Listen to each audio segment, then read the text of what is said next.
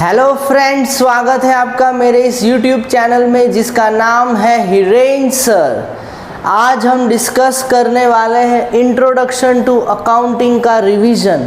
One shot में पूरा revision कराऊंगा ये चैप्टर का, तो शांति से सुनना। सबसे पहले हम देखेंगे अकाउंटिंग की डेफिनेशन। अकाउंटिंग क्या है? अकाउंटिंग एक प्रोसेस है। कौन सी चीज़ें आती है? सबसे पहले रिकॉर्डिंग जर्नल बुक में, दूसरा क्लासिफाई करना लेजर में, फिर समरी बनाना उसकी ट्रायल बैलेंस में, लास्ट एनालाइज और इंटरप्रेट करना किसको? फाइनेंशियल स्टेटमेंट्स को, और फिर लास्ट में हम कम्युनिकेट करेंगे हमारे यूज़र्स को, communicating the results to the users. Sir users में कौन कौन आते हैं?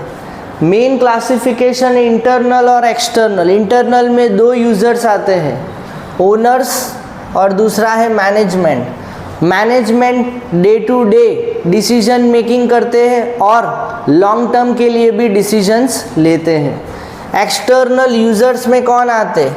एम्प्लॉयज़ एंड वर्कर्स जो काम करते हैं बिजनेस के लिए, बैंक्स जो लोन्स प्रोवाइड करती है, फाइनेंशियल इंस्टीट्यूशंस, पोटेंशियल इन्वेस्टर्स यानी ऐसे इन्वेस्टर्स जो इंटरेस्ट रखते हैं इस बिजनेस में इन्वेस्ट करने के लिए, अभी तक उन्होंने इन्वेस्ट नहीं किया है। नेक्स्ट क्रेडिटर्स जो हमें क्रेडिट पे यानी उधार पे रॉ मटेरियल्स प्रोवाइड करते हैं। गवर्नमेंट जिसको हमें टैक्स देना होता है। जनरल पब्लिक जो हमारे गुड्स एंड सर्विसेज को यूज़ करते। लास्ट रिसर्चर्स जो हमारी कंपनी को ट्रैक करते हैं और रिकमेंडेशंस देते हैं कि हमारी कंपनी के शेयर्स बाई करने चाहिए कि नहीं। ऑब्जेक्टिव्स, अकाउंटिंग हम करते ही क्यों हैं, उसके ऑब्जेक्टिव्स क्या है? सबसे पहला अकाउंटिंग रिकॉर्ड्स मेंटेन करो। दूसरा प्रॉफिट एंड लॉस पता चलेगा हमें at the end of 1 year, हमने कितना प्रॉफिट किया या लॉस इनकर किया है। Financial position, sir financial position कौन सा फाइनेंशियल स्टेटमेंट दिखाता है? Balance sheet. मैनेजमेंट अभी मैंने कहा day to day decision making करते हैं और लॉन्ग टर्म के लिए भी वही डिसीजंस लेते हैं।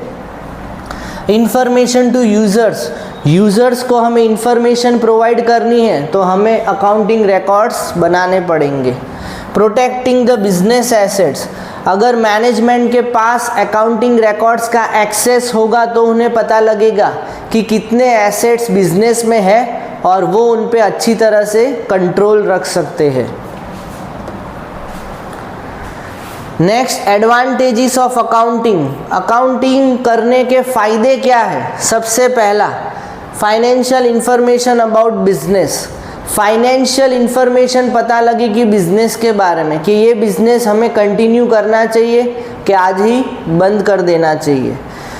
असिस्टेंस टू मैनेजमेंट को अगर डिसीजंस, साउंड डिसीजंस लेने हैं एकदम इफ़ेक्टिव, तो फाइनेंशियल इंफॉर्मेशन या अकाउंटिंग की बहुत ज़्यादा ज़रूरत पड़ेगी। रिप्लेसिस मेमोरी, अगर हमने हमारे अकाउंट को सॉफ्टवेयर में लिखा होगा तो कभी भी हमें याद नहीं रखना पड़ेगा। जब कभी हमें कोई ट्रांजैक्शन की ज़रूरत होगी हम अकाउंटिंग सॉफ्टवेयर को ओपन करेंगे और वो डेट डालेंगे और ट्रांजैक्शन हमारे सामने हाजिर हो जाएगा। तो याद करने की कोई ज़रूरत नहीं है अगर हमने अकाउंटिंग बनाई होगी हमारे बिजनेस की। फैसिलिटेट्स कंपैरेटिव स्टडी, हम हमारे बिजनेस को ही प्रीवियस ईयर के साथ कंपेयर कर सकते हैं, हमारे ही बिजनेस को हमारे कॉम्पिटिटर्स के साथ भी कंपेयर कर सकते हैं ताकि हमें पता चले कि हम मार्केट में कहाँ स्टैंड करते हैं।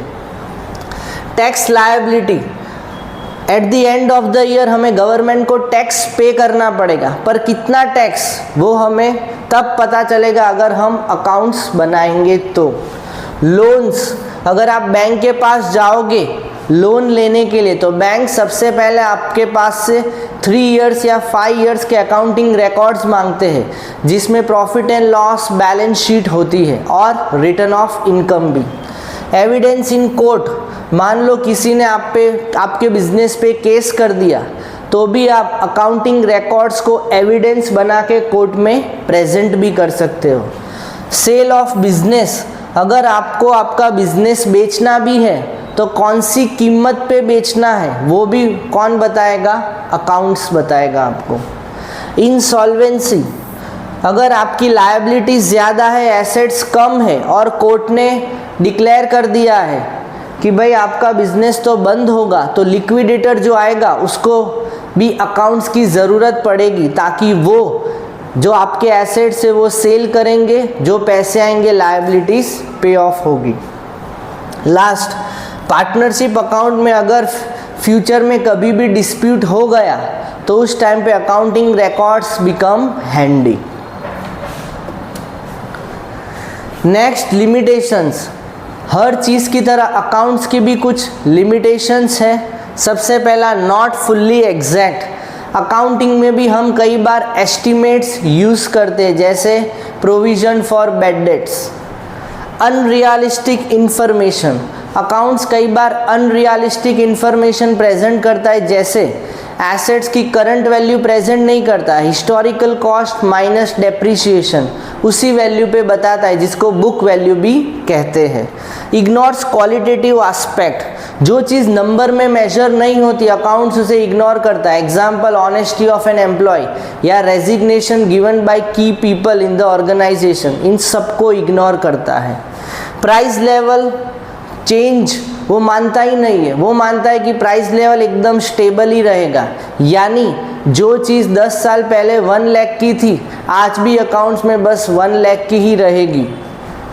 नेक्स्ट, विंडो ड्रेसिंग, कई बार कई अकाउंटिंग फर्म्स या वो बिजनेसमैन विंडो ड्रेसिंग करते, यानी शेनैनिगन्स, जिसकी मदद से वो एक बेटर पिक्चर या वर्स्ट पिक्चर बताते हैं, जो एक्चुअल पिक्चर है वो नहीं बताते।